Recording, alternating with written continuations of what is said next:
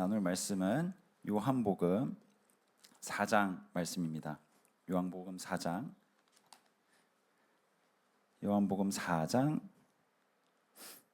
39절에서 42절까지의 말씀입니다. 요한복음 4장 39절부터 42절 말씀입니다.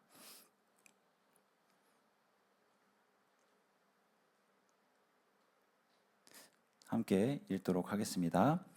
여자의 말이 내가 행한 모든 것을 그가 내게 말하였다 증언하므로 그 동네 중에 많은 사마리아인이 예수를 믿는지라. 사마리아인들이 예수께 와서 자기들과 함께 유하시기를 청하니 거기서 이틀을 유하심에 예수의 말씀으로 말미암아 믿는 자가 더욱 많아 그 여자에게 말하되 이제 우리가 믿는 것은 내 말로 인함이 아니니 이는 우리가 친히 듣고 그가 참으로 세상의 구주신 줄 알미라 하였더라. 아멘. 네, 이 시간 함께 선포하며 나아가겠습니다. 우리 가슴에 손을 얹고 함께 선포하겠습니다. 나는 모든 신령한 복을 가졌습니다.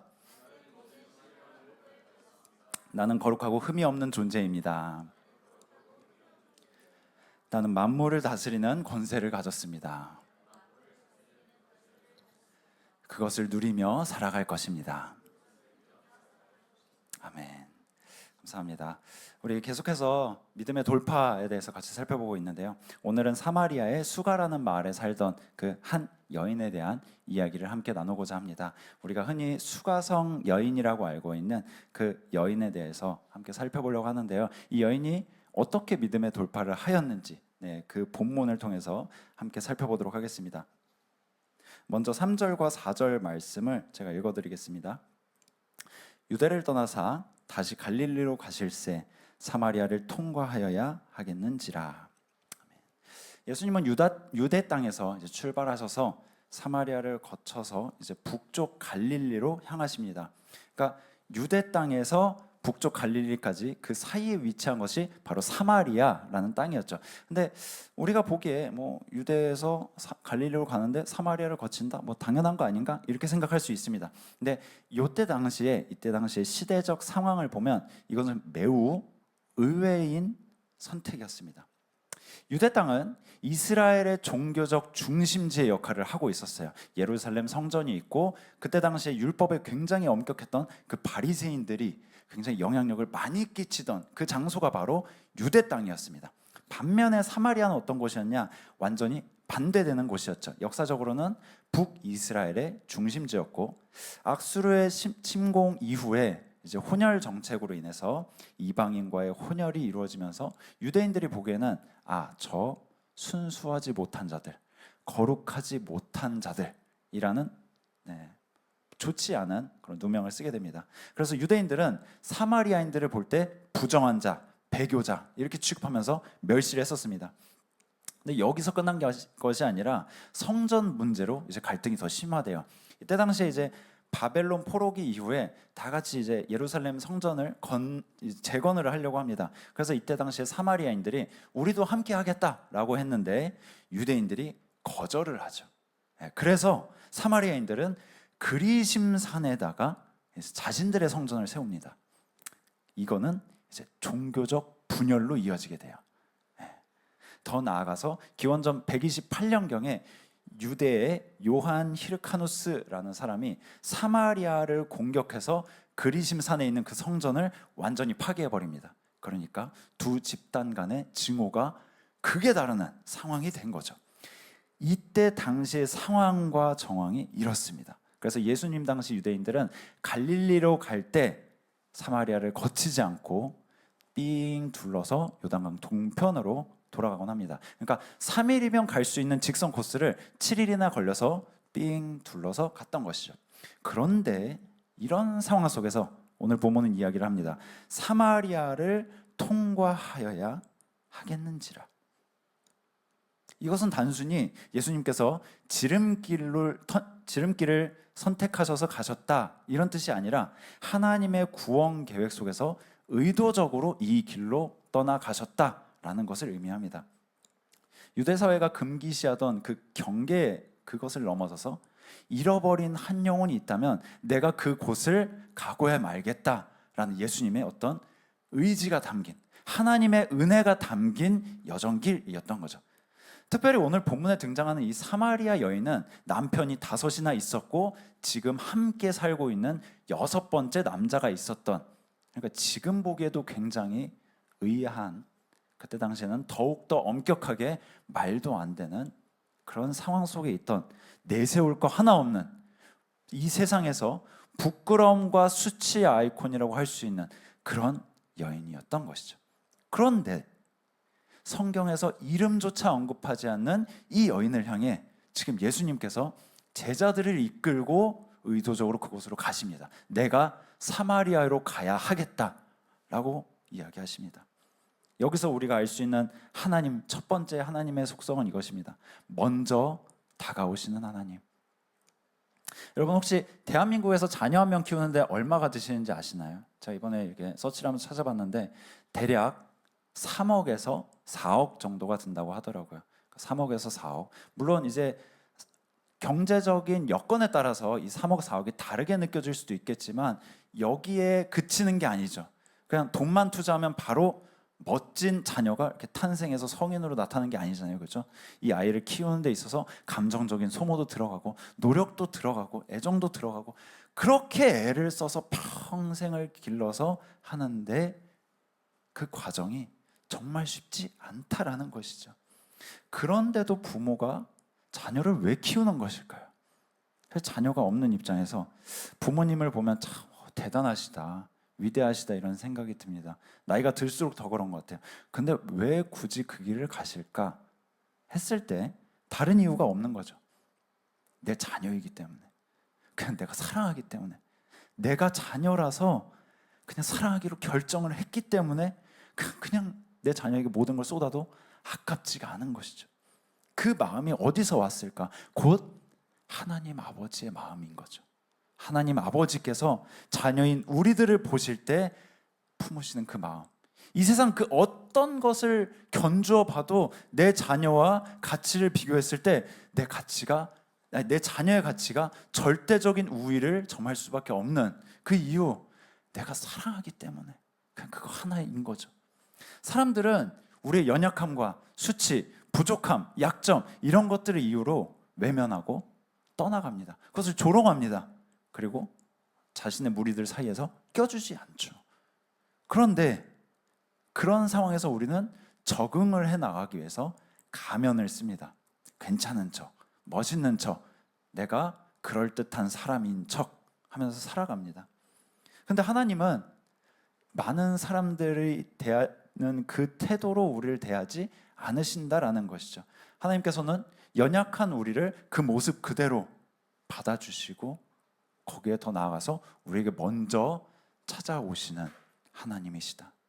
우리가 자격이 있어서가 아닙니다. 우리가 선해서가 아니라, 우리가 뭔가를 잘해서가 아니라 그저 우리를 사랑하기로 결정하셨기 때문입니다. 우리 사랑하기로 결정하셨기 때문에 이것이 하나님의 사랑과 은혜입니다. 나의 어떠함이 아니라 하나님 때문에, 하나님의 그 마음 때문에 우리에게 다가오신다라는 것이죠. 오늘 본문에서도 예수님은 사마리아 땅 수가로 들어가셔서 우물가 곁에 앉으십니다. 그리고 여인이 나오기를 기다리세요. 이때 당시에 예수님께서 제자들과 함께 가셨으니까 제자들이 분명히 그 주위에 많이 있었을 거란 말이죠. 근데 오늘 본문 앞을 보면 제자들에게 양식을 구하러 갔다 와라 하면서 제자들을 보내십니다. 왜 그러셨을까요? 이 여인의 아픔과 수치를 아시는 거죠. 남성들에게 어떤 두려움을 갖고 있는 이 여인을 배려하셔서 제자들을 보내십니다. 그리고 홀로 남아서 그때 앞에 앉으셔서 여인을 기다리고 계십니다. 마침내 6시가 되었어요. 여성이 물을 길기 위해서 우물가로 나옵니다. 본문에 6시라고 되어 있는데 우리 시간으로 6시가 아니라 이때 당시의 6시는 우리 시간으로 보면 정오 12시와 같은 개념입니다. 그래서 이때 당시 유대에서 6시라고 하면 가장 더운 시간, 가장 햇볕이 뜨거운 시간, 그래서 사람들이 안 나오는 시간, 그 시간이 바로 6시인 거예요. 근데도 여인이 6시에 나왔다라고 되어 있어요. 이건 뭐냐? 사람들의 시선을 피하기 위해서였던 것이죠. 따가운 햇살보다 더 따가운 것이 바로 사람들의 그 눈초리와 그 정죄였던 거예요. 내가 차라리 햇볕이 따가운 게 낫지, 사람들 앞에 내가 도저히 서지 못하겠노라 하면서 6시에 나왔던 것이죠. 그런데 사람을 피해서 그렇게 해서 6시에 어찌어찌해서 나오고 있는데 갑자기 어떤 낯선 남자가 자신을 향해 말을 걸어옵니다. 내게 물을 좀 달라. 이것은 당시 사회적 이제 금기를 깨는 그런 행동이었어요. 유대인 남자가 사마리아 여자에게, 그러니까 유대인들이 사마리아인에게 말도 걸지 않는 상황이었는데 더군다나 남자가 여자에게 지금 말을 걸고 있다라는 것이죠. 상상하기 어려운 일이었어요. 그래서 이 여인은 이야기합니다. 어찌하여 제게 물을 달라고 하십니까? 그리고 예수님은 이렇게 말씀하십니다.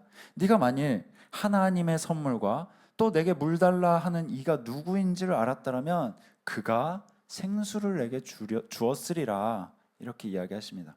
여인은 이해하지 못하죠. 그래서 12절에 묻습니다. 당신이 야곱보다 더 크니까. 이건 무슨 이야기냐? 당신이 야곱이 준 이 우물보다 더 큰 것을 줄 수 있습니까? 라는 질문이에요. 그러니까 야곱이 준 그 우물로 이스라엘 백성들은 거기서 양도 먹이고 가축들도 키우고 그리고 자신들도 물을 먹었던 것이죠. 근데 당신이 이 우물보다 더 큰 걸 줄 수 있습니까? 라고 지금 이야기를 하는 거예요. 그러니까 이 질문만 봐도 여인의 시선이 지금 얼마나 땅의 것에 집중되어 있는지 알 수 있습니다. 그도 그럴 것이 이 여인은 지금까지 육신의 갈증을 채우기 위해 열심히 살아왔던 여인이었어요. 근데 예수님은 단지 그 마시는 물만을 이야기한 것이 아니었습니다. 이 우물은 여인의 생존의 자리였지만 동시에 매일매일 반복되는 수치와 노동의 자리였어요. 우리로 치면 이런 거예요. 직장 같은 개념인 거죠. 열심히 돈을 벌어야 돼요. 그래서 생존의 자리예요. 거기 가면은 많은 돈을 얻을 수 있고 내가 생존을 할 수 있어요. 하지만 동시에 지치고 무너지는 자리인 거죠. 관계 필요해요. 관계는 필요해요. 하지만 동시에 상처가 쌓여가는 그런 자리. 가정도 사랑이 있어야지만 때로는 가장 큰 부담의 자리일 수도 있는 것이죠. 뭐 못 믿으시겠지만 제가 결혼을 하고 나서 보통은 남자가 결혼하면 살이 찐다고 하더라고요. 그래서 저는 소망을 가지고 있었어요. 결혼하면 살이 찌리라. 하지만 10kg 이상이 빠져버렸어요. 너무 부담이 됐던 거예요. 저에게는. 내가 가장인데 어떡하지? 그때는 그때 이 교회 와서 고 목사님의 설교를 들었다면 제가 그러지 않았을 텐데, 제가 어떤 육적인 고통에 빠져서 고뇌에 빠져서 내가 어떻게 해야 하는가, 난 어떻게 이 사람을 먹여 살려야 하는가, 지치고 힘든 우물가의 여인과 같은 삶을 살았던 거죠. 그래서 우리도 이렇게 생각하죠. 돈만 있으면 괜찮을 텐데, 능력만 있으면 내가 행복할 텐데, 사람만 내 주변에 가득하면 내가 외롭지 않을 텐데, 이런 생각을 하면서 살아갑니다. 여인도 그러니까 동일하게 이야기하죠. 그런 물을 내게 주사 목마르지도 않고 또 여기 물 기르러 오지도 않게 하옵소서. 우리가 출근하러 갈 때마다 하는 이야기입니다. 돈이 많았습니다. 이 출근길 안 가는데. 내가 좀만 여유가 있었어도 이 자리에 안 가는데. 이런 이야기를 하고 있는 거죠. 근데 그때 예수님은 갑자기 여인의 남편의 이야기를 꺼내기 시작하세요. 여인의 인생에서 가장 숨기고 싶은 아픈 자리, 가장 실패의 자리. 당시 여성은 이제 사회적 약자였습니다.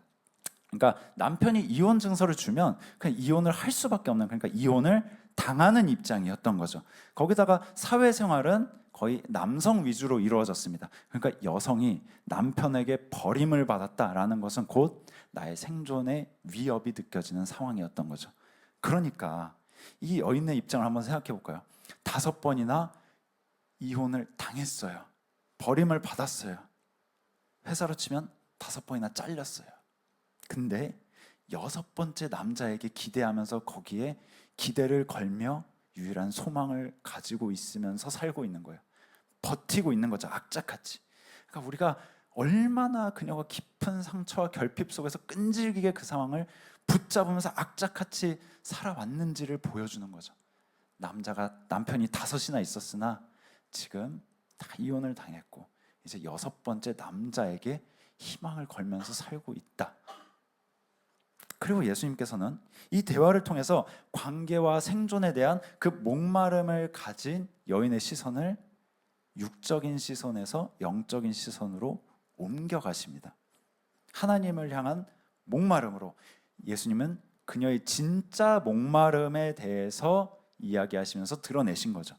너는 지금 물이 필요한 게 아니라 사랑이 필요했고 생명이 필요했고 하나님이 필요했다라는 것을 지금 이야기하십니다. 그래서 여인은 깨닫기 시작합니다. 그리고 마침내 예배에 대한 질문을 하기 시작하죠. 어디서 예배해야 합니까? 유대인들이 예배하는 그 장소와 우리 사마리아인들이 이야기하는 그 그림심산의 성전의 그 장소가 다른데 어디서 예배해야 합니까? 여전히 육적인 관점으로 어떤 건물, 어떤 위치, 어떤 장소를 이야기하고 있어요. 근데 예수님께서는 영적인 이야기를 하고 계시죠 지금. 그러니까 이제 여인의 관심이 생존에서 생명으로, 육적인 갈망에서 영적인 갈망으로 이제 점점점 넘어가기 시작합니다. 여기서 이제 두 번째 포인트가 있습니다. 예배를 받으시기에 합당하신 하나님. 23절과 24절 읽어드리겠습니다. 아버지께 참되게 예배하는 자들은 영과 진리로 예배할 때가 오나니 곧 이때라. 아버지께서는 자기에게 이렇게 예배하는 자들을 찾으시느니라. 하나님은 영이시니 예배하는 자가 영과 진리로 예배할지니라. 여러분, 예배가 무엇일까요? 예배가 무엇입니까? 여러분, 오늘 어떤 마음으로 오셨습니까? 예배를 드리러 왔다 했는데 우리의 마음가짐이 어떤가요? 예배는 단지 찬양을 부르고 기도를 드리는 어떤 종교 행위가 아닙니다. 오늘 말씀에서 이야기하는 예배, 이것은 하나님이 하나님 되심을 인정하는 자리, 그것을 예배라고 이야기합니다. 하나님이 만물의 창조주이시며 만왕의 왕이시고 오늘도 우리의 삶을 다스리시고 주관하시는 주권자이심을 고백하는 자리, 그 자리가 바로 예배의 자리라는 거죠. 그리고 예배는 하나님의 나라를 동시에 경험하는 자리인 거죠. 그래서 이야기합니다. 하나님께서는 자기에게 이렇게 예배하는 자를 찾으시느니라. 사마리아 여인은 지금까지 자신이 인생의 주인이 되어서 그 갈증을 채우려고 애를 써왔습니다. 그러나 예배를 통해 깨닫는 거죠. 내가 내 인생을 채우는 자리가 아니라 내가 내 인생을 채우는 자가 아니라 하나님이 나의 공급자이시다. 하나님이 나의 삶의 갈증을 채우시는 분이다 라는 걸 깨닫는 것이죠. 그렇게 진정한 예배를 드릴 때, 진정한 예배자의 자리로 나아갈 때 흑암과 혼돈, 무질서가 가득한 그 자리, 나의 그 모든 삶의 자리들이 창조와 생명으로 가득 차게 되고, 그래서 우리의 인생의 방향성이 명확해지고 나아갈 힘을 예배 가운데 얻게 되는 것이죠. 그 힘으로 우리는 이 땅에서 하나님의 자녀답게 살아갈 수 있게 되는 것입니다. 그래서 예배는 우리의 시선을 바꿔요. 예배는 우리의 목표를 바꾸고 우리의 정체성을 회복시킵니다. 그렇게 여인은 예수님을 만나서 변화가 돼요.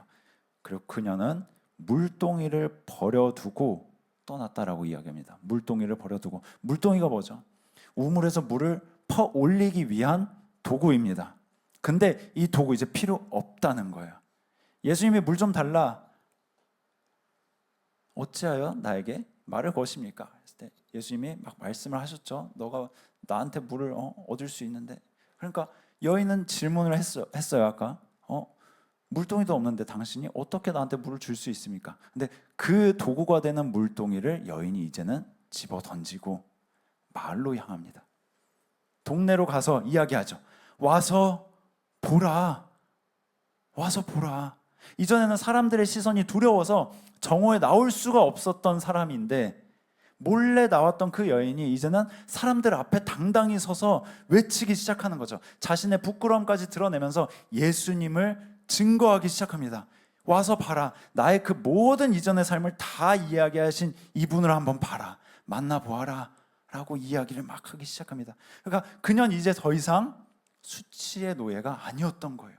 이전의 삶의 그 모든 부끄러움들이 더 이상 이제는 부끄러움의 어떤 대목이 아니라 예수 그리스도를 전하는 그런 도구로서 바뀌게 된 것이죠. 자신의 숨기고 싶었던 과거가 이제는 자신이 예수님을 드러내는데 사용되게 된 그런 과거로 바뀌게 된 겁니다. 이제는 은혜의 증인이 된 거예요. 오늘 본문 한번 39절부터 같이 한번 읽어보도록 하겠습니다. 조금 길지만 다시 한번 같이 읽어보도록 하겠습니다. 여자의 말이부터 읽겠습니다. 시작. 여자의 말이 내가 행한 모든 것을 그가 내게 말하였다 증언하므로 그 동네 중에 많은 사마리아인이 예수를 믿는지라. 사마리아인들이 예수께 와서 자기들과 함께 유하시기를 청하니 거기서 이틀을 유하심에 예수의 말씀으로 말미암아 믿는 자가 더욱 많아 그 여자에게 말하되 이제 우리가 믿는 것은 내 말로 인함이 아니니 이는 우리가 친히 듣고 그가 참으로 세상의 구주인 줄 알미라 하였더라. 아멘. 여인이 이야기합니다. 예수님에 대해서 이야기합니다. 내가 만난 예수님, 내가 만나서 나의 삶을 다 하시고 나를 그럼에도 품어주시고 나에게 진리가 무엇인지 깨닫게 하신 그 예수님, 그 예수님을 전하자 사람들은 이 여인을 통해서 변화되고 예수님께 나아오기 시작합니다. 그리고 사람들이 이제는 오히려 이야기 시작하는 것이죠. 당신의 말 때문이 아니라 이제는 내가 이분을 만났기에, 내가 이분의 말씀을 들었기에 내가 이제는 당신의 말 때문이 아니라 이분이 이야기한 그 이야기로 말미암아 내가 이분을 믿게 됐다. 여기서 제가 여러분들에게 도전하고 싶은 것이 있습니다. 제가 틴즈 수련회 때도 수련회를 처음 기획하는 그 순간부터 2달 동안 한 가지만 기도했어요. 뭐 여러 가지 날씨, 뭐 여러 가지가 있었지만 한 가지 목적이었습니다. 하나님, 이 아이들이 예수님을 만나게 하여 주시옵소서. 예수님을 만나면 우리의 인생이 바뀌는 거죠. 인생에 대한 우리의 해석이 바뀝니다. 이 지금까지 나에게 수치였고 부끄러움이었던 그 인생이 이제는 예수님을 만남으로 말미암아 이것이 해석이 바뀌어지고 이제는 예수님을 증거하는 도구로 사용할 수 있게 되는 것이죠. 저는 여러분들이 이 본문 말씀을 보시면서 내가 내 삶의 모든 것들 버려두고 예수님께 모든 걸 헌신해야 되나? 이렇게 해석하지 않으셨으면 좋겠어요. 여러분들이 가시는 그 곳곳마다 하나님이 보내신 동네라는 거예요. 하나님이 보내신 그 삶의 자리. 근데 그곳에서 우리가 예전에는 나의 생존을 위해서 육적인 갈증을 채우기 위해서 그렇게 끊임없이 달려갔다면 이제는 이 예배를 통해서 예수님을 만나고 우리가 어떤 존재인지를 다시금 해석하고 그 자세로 우리의 삶의 자리에 다시 나아가서 이제는 나의 갈증을 채우기 위해 그 자리에 서 있는 것이 아니라 하나님의 부름받은 제자로서 그 자리에 서야 된다는 것입니다. 예배 자리에 그냥 나와서 그냥 앉아있다, 의무적으로 있다 가는 것이 아니라 이 예배 자리 가운데 나와서 예수님을 만나고 특별히 그분의 말씀을 통해서 나의 삶을 보는 해석이 바뀌어지고 그리하여서 그 마음가짐을 가지고 이제는 나의 부끄러움의 자리에, 나의 그 고통의 자리에 뛰어들어가서 예수 그리스도를 전하는 것이죠. 나의 삶을 통해서, 나의 입술을 통해서, 나의 바뀐 변화된 태도를 통해서 사람들에게 증거하고 그 증거를 들은 사람들이 또 나와 예수님을 만나고 예수님을 만남을 통해서 그들의 인생이 또 변화되어서 그들 나름대로 그들 삶 가운데 역사하시는 하나님을 경험하며 살아가는, 그렇게 인생의 돌파를 해나가는, 그렇게 하나님의 나라가 확장되는 우리 모두가 되었으면 좋겠습니다. 그렇게 쓰임받는 우리 드리머스가 되었으면 좋겠습니다. 이번에 틴즈 수련회 때 제가 계속 기도를 했어요. 하나님, 한 명이라도 좀 더 보내주시면 좋겠습니다. 한 명이라도 더. 저는 제가 언제 한번 설교 때 나눴는데요, 수요 예배 때 눈을 감고 꿈을 꿨어요. 그 2층에 한 3줄 꽉 채워서 앉는, 주님 믿습니다. 계속 기도를 했어요. 근데 수련회가 얼마 안 남은 거예요. 주님 어떡하죠? 예배에 한 줄도 못 채우고 있는데 어떡하죠? 기도를 하다가 제 마음이 너무 흔들리고 절망이 되는 거예요. 근데 저희 마음 가운데 이 본문을 쫙 읽어나가면서 해석이 바뀌는 거예요. 그래, 우리 아이들이 많은 게 중요한 게 아니라 한 명이라도, 이 사마리아 여인처럼 한 명이라도 그 자리에 나와서 예수님을 만나면, 그 말씀이 그 마음판 가운데 깊이 새겨지기만 하면 그 아이를 통하여서 그 아이의 학교가 변화되고 인생이 변화되고 우리 교육 공동체와 우리 교회가 변화되고 더욱더 하나님의 그 나라를 이뤄가는 데 쓰임 받을 수 있을 거야, 이런 마음이 들면서 힘이 나더라고요.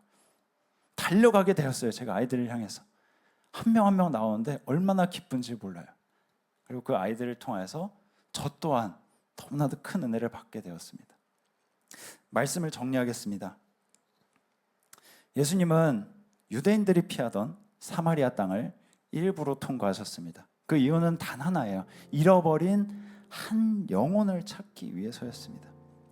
수가성 여인은 세상적으로 보면 실패와 상처, 수치, 그런 것들로 가득한 사람이었어요.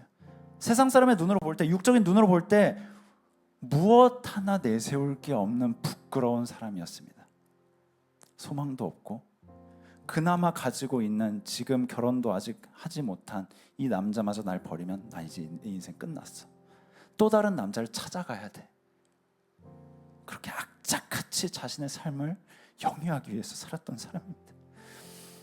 하지만 예수님은 그녀의 인생을 정죄하지 않으셨어요. 사람들은 그 여인을 정죄했지만, 그래서 이 여인은 그 사람들의 눈초리를 피해가면서 도망다니면서 악착같이 살았지만, 예수님은 그 여인을 정죄하지 않으십니다. 오히려 찾아오십니다. 내가 이 여인을 만나야겠다. 내가 이 여인을 만나야겠다. 오늘 여러분들에게 그 하나님의 음성이 들렸으면 좋겠습니다. 내가 너를 만나야겠다. 내가 너를 만나야겠다. 우리가 주님을 만나야 됩니다. 그리고 그 주님이 우리를 향해 말씀하실 때 너의 갈증이 무엇이냐, 내가 그것을 너에게 줄 수 있는 유일한 자자.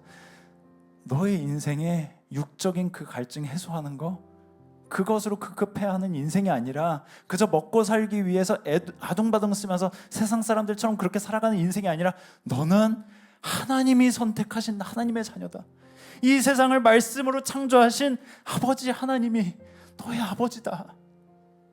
세상 사람들은 너를 조롱하고 비난하고 너를 정죄하면서 너를 피하지만, 하나님은 너를 포기하지 않으신다.